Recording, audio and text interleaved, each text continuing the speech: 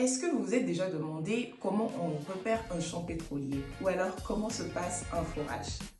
Le sous-sol gabonais regorge de nombreuses richesses pétrolières, une ressource assez importante à notre économie. Ça, tout le monde le sait.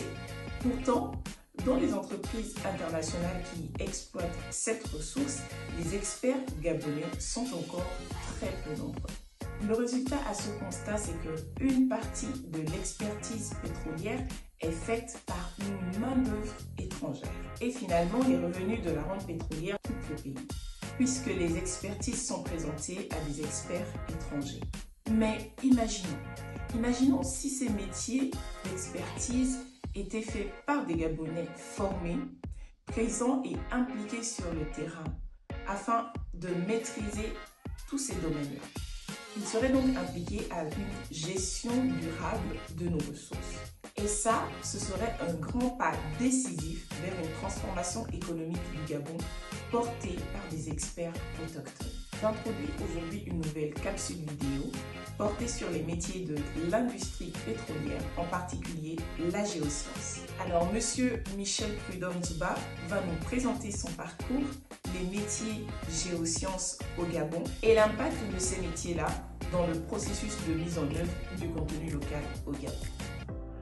Bonjour, je suis Michel Prudhomme Zuba, citoyen gabonais, avec 23 ans d'expérience dans l'industrie du pétrole et du gaz. Ces 10 dernières années, j'ai exercé comme directeur géosciences, notamment à Shell, puis à Assala et ensuite à Morel-et-Prom.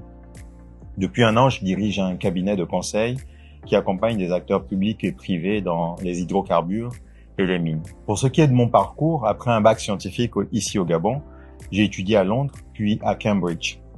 Ensuite, j'ai fait le choix de rentrer au Gabon après mes études et j'ai commencé ma carrière à Shell Gabon, au départ comme économiste des projets pétroliers, puis j'ai évolué vers l'ingénierie de gisement à travers des formations continues et des missions à l'international avant de prendre des postes de supervision, puis de direction. Mon parcours est un tout petit peu atypique parce qu'il est rare de passer de l'économie à l'ingénierie, mais il témoigne néanmoins du fait qu'avec du travail et un investissement dans la formation, on arrive à construire des compétences rares et stratégiques.